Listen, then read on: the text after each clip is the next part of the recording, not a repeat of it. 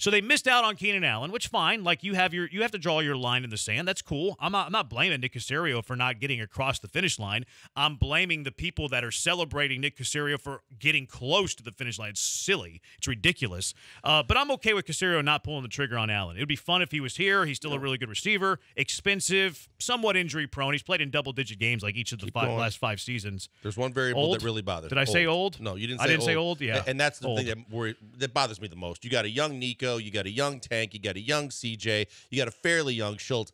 I just think Keenan Allen, for all he's been able to do, not taking anything away from his resume, because it has been impressive, and he continues to put 100-catch seasons on the board and do the things he's been able to do. But I don't think he's the right fit with this young offense. Yeah, I think he's I'm okay with the fit. Yeah, short term. Yeah. Like if you give him a 3-4 year extension, then I'll have an issue with it. Well, but if you were to to talk about that at some point, Joe Mixon, yeah, I was going to segue into that because like you're the Joe Mixon guy of the show. I'm kind of the middle of the Joe Mixon guy of the show. Brian's the anti Joe Mixon guy of the show.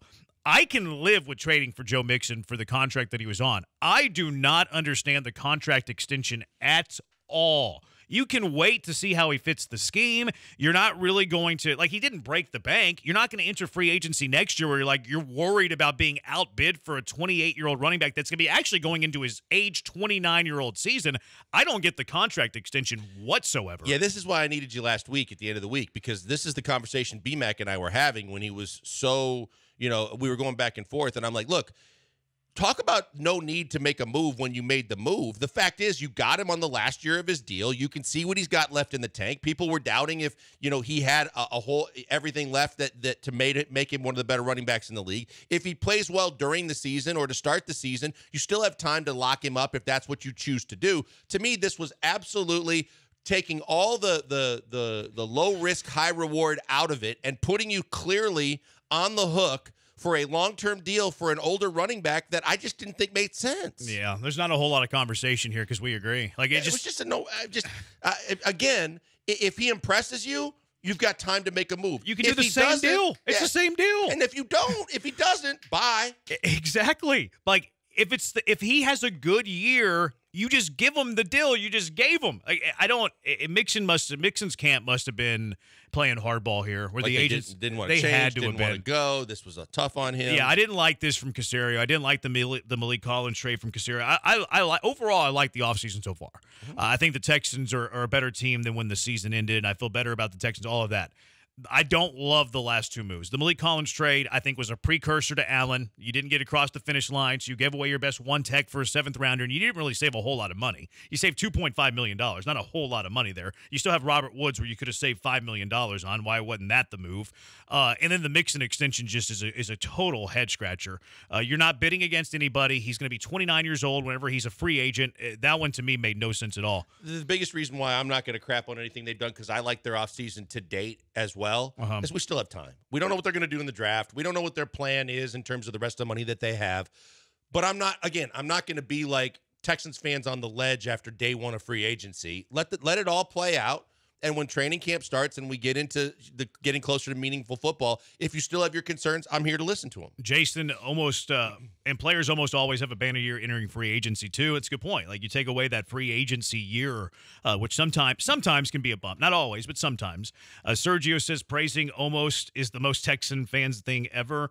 That's going back to the praising Caserio for almost getting the Keenan Allen deal. 1984. Imagine quitting your job and telling your wife you did it because you almost hit the lottery. Good point. Like I don't deal in almost, man. Sorry. I don't deal in Eric says take a shot every time Jeremy says 1 tech.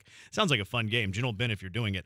But so the worst kept secret in my mind is that the Houston Texans are in on receiver. Like they wanted Keenan Allen. They gave a trade offer for a 4th rounder or a 3rd rounder in the next year's draft and a late round pick swap. There is a report out there now from Jack Ekberg, NFL, which I've never heard of his name. People that I trust seem to think that he's reputable. He's saying that the Houston Texans have interest in trading for Bengals wide receiver Tee Higgins. Higgins has wanted a trade, et cetera, et cetera. Talented player. Now, it does bring in 2 questions. How much would you be willing to trade for Tee Higgins? And then on top of that, how much would you be willing to spend to extend Tee Higgins? See, here's the other thing that rolls into all this is, how confident are you that he's going to be a true wide receiver 1? Because he's played to where all the attention has gone to the other side, to Jamar Chase. he's played. It's like when Russell Westbrook wanted to get away from being Robin to Kevin Durant's Batman, and then once he got the Batman title, he realized how hard it was and how different you have to play. So I'm with you. This goes back to our whole double whammy conversation. I don't like the double whammy of giving up assets to pay him handsomely and then cross your fingers that he is a true wide receiver one that can be the leader along with Tank and Nico. And if I don't think and I'm not sure that he can be that much better than Nico Collins, and I got to give up draft capital and pay him a ton of money, I'm out.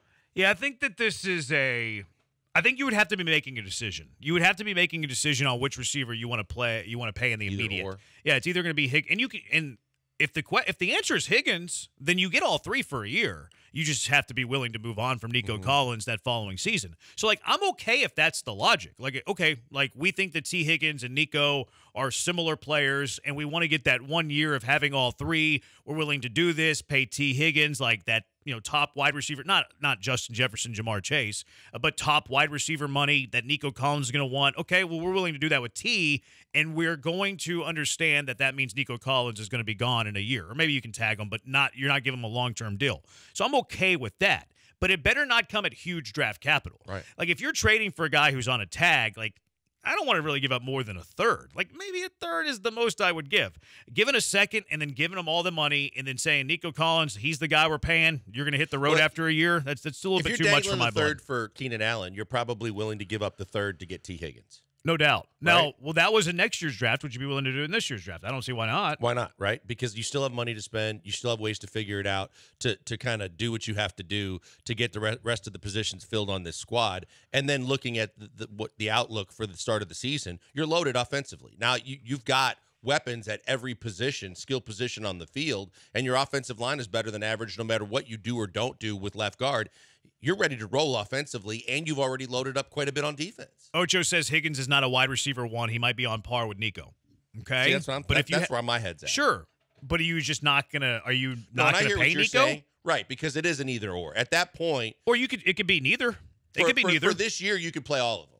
Right? But it could be neither. It could be we're not going to make the trade for T, and then we're not going to pay Nico. Absolutely. That's a possibility. Sure. And I'd still be okay with that because I trust their ability to evaluate talent, especially at the wide receiver position. And I think that they know what they want. They've made indications about wanting, speedier guys that really are electric, getting off the line, doing the kind of things. I don't think Tee Higgins is that guy. Yeah. Tee Higgins is a guy that I think complements the two guys you got. And if that's what you're trading for, I'm not going to give him a big-time contract. Third is the most I would do for Higgins. I would give him the contract, that's top 10-ish. But I'm kissing Nico Collins goodbye in a year. That's the ultimate result. Well, and I think he'd be already looking over his shoulder like, what the hell are you doing? Oh, for sure. Yeah. For sure. And it might, maybe he would hold out. Maybe he would start to throw out some demands there too.